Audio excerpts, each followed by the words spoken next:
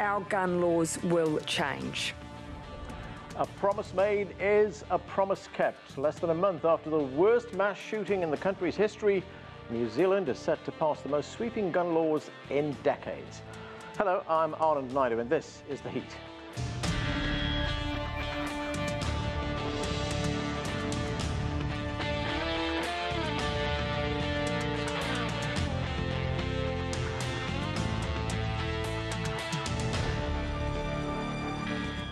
New Zealand lawmakers are continuing to debate a gun reform bill banning military-style assault rifles. It's expected to become law as soon as this week.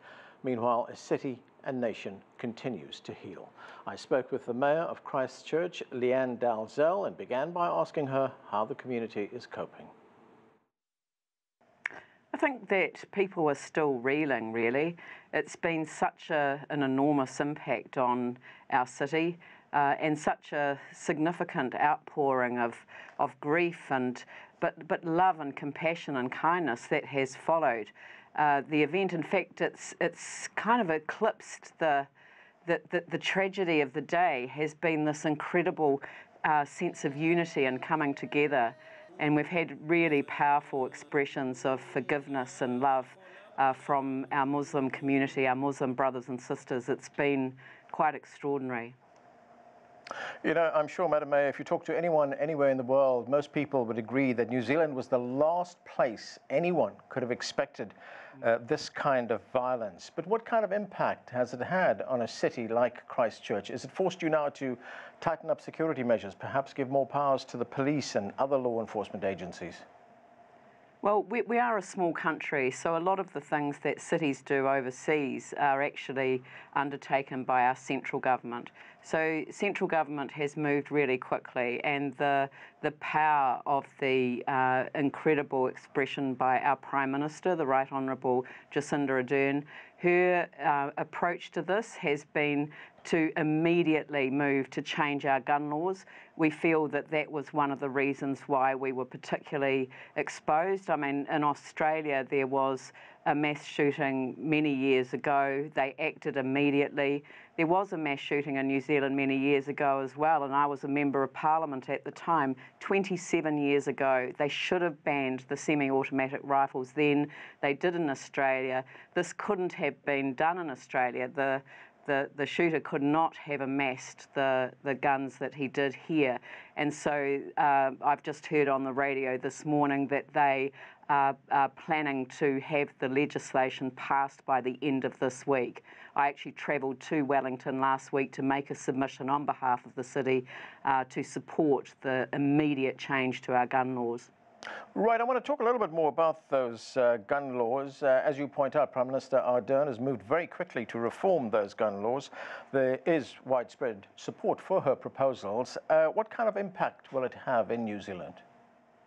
Well, I think that, first of all, it makes it crystal clear that there is no place for these kinds of weapons. And the more of them that are in the country, the more risk there is, or the higher the risk that they'll fall into the wrong hands.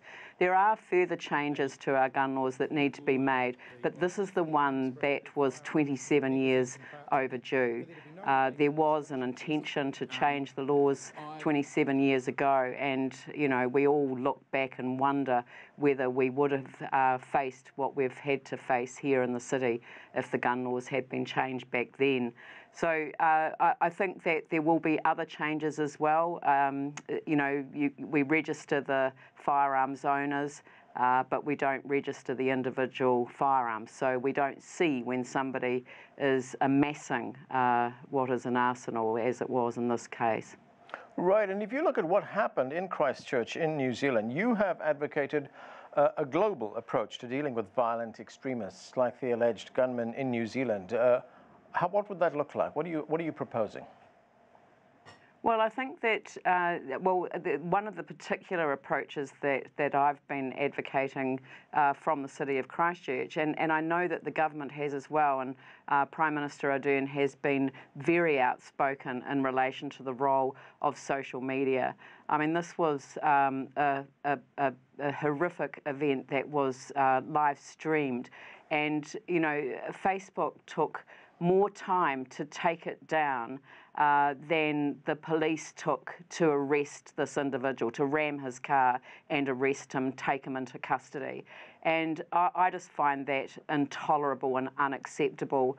I've heard the chief executive of Facebook speak out about, why they don't think that they want to make changes in relation to live streaming, but it's just unacceptable. And I think I'm seeing around the world different countries take a legislative approach, and I think we're going to see more of that, and I know our government will be looking at that too.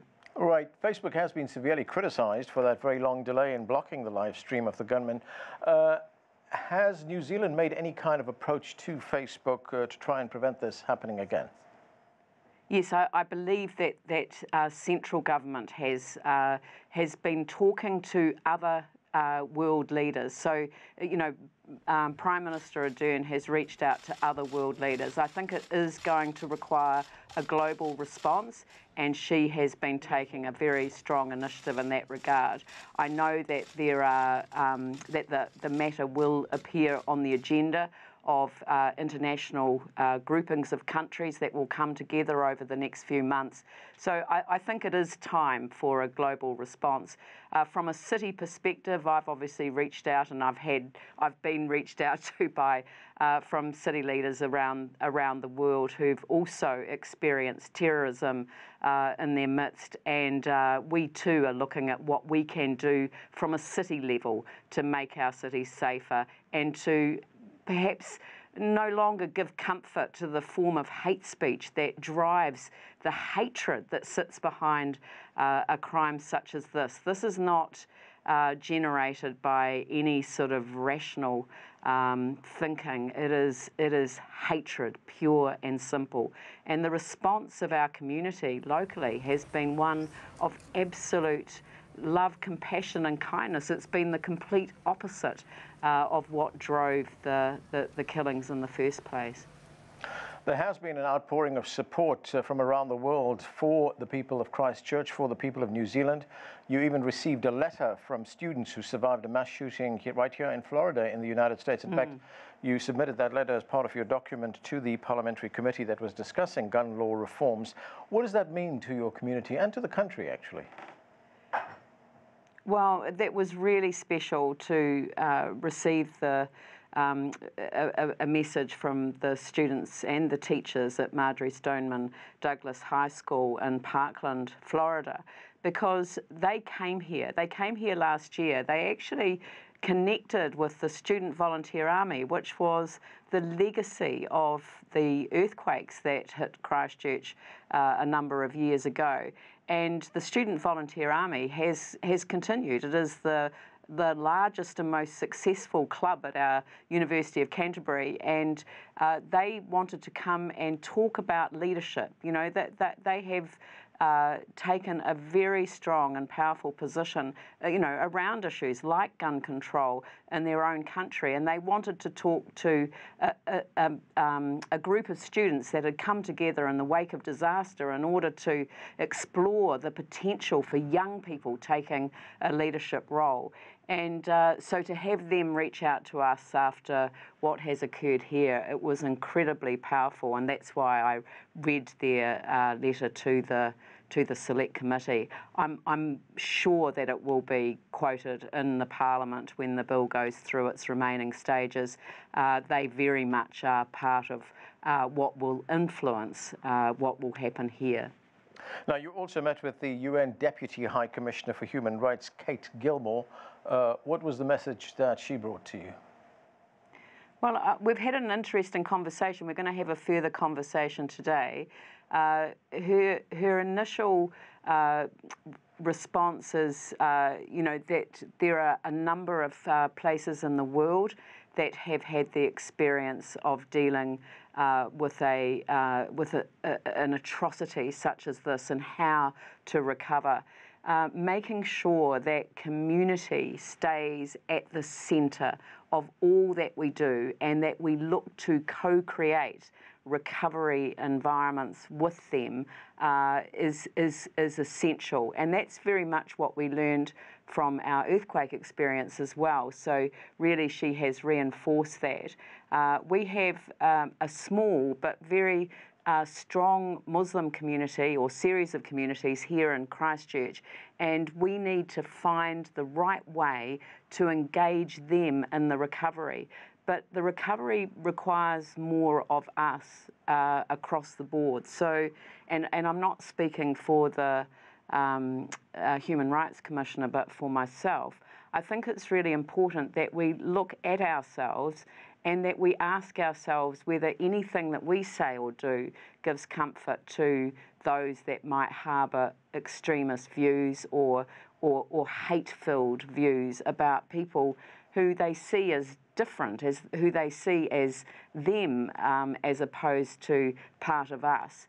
And how do we truly turn our expression of support for diversity into everyday meaningful life in our community? So that's what I'm hoping that we are able to explore, and with Kate Gilmore being here, I think she's going to start a very good conversation that we will continue to develop over the next few months, perhaps years.